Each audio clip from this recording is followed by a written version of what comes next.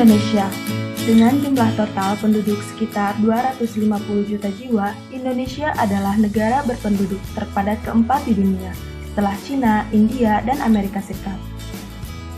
Negara ini juga memiliki populasi penduduk yang muda, karena sekitar setengah dari total penduduk Indonesia berumur di bawah 30 tahun.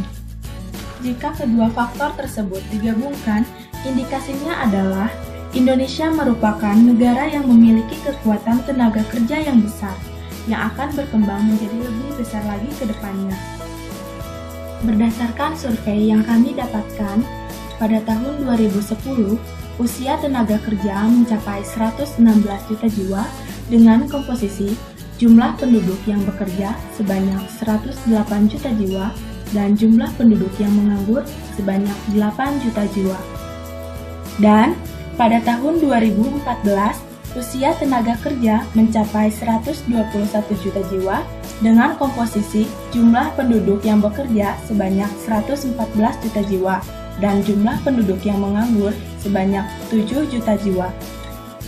Dengan demikian, angka pengangguran di Indonesia masih cukup tinggi.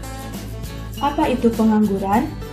Pengangguran sering diartikan sebagai angkatan kerja yang belum bekerja atau tidak bekerja secara optimal. Jenis-jenis pengangguran. Ada pengangguran konjuntural, pengangguran struktural, pengangguran friksional, musiman, teknologi, dan pengangguran siklus. Mengatasi masalah pengangguran memerlukan usaha yang cukup keras karena banyaknya faktor-faktor seperti kondisi demografis, sosial budaya, ekonomi, politik, dan keamanan juga merupakan rangkaian masalah yang cukup kompleks. Tasikmalaya.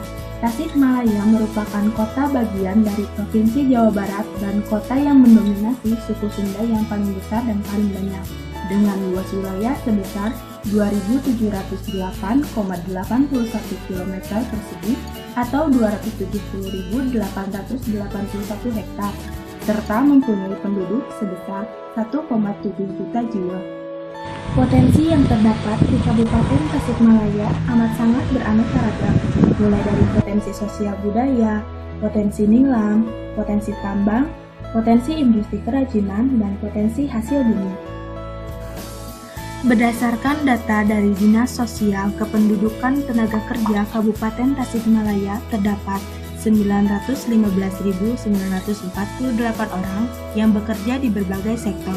3 terbesar yaitu petani, buruh tani, dan buruh swasta. Sebanyak 25% dari jumlah total sekitar 1,7 juta jiwa atau sekitar 403.660 jiwa penduduk di Kabupaten Tasikmalaya tercatat menganggur. Kebanyakan yang menganggur tersebut berasal dari rumah tangga miskin. Kabupaten Tasik itu dengan melihat kondisi sekarang memang terjadi peningkatan. Lapangan usaha mulai menyempit dan mulai sedikit.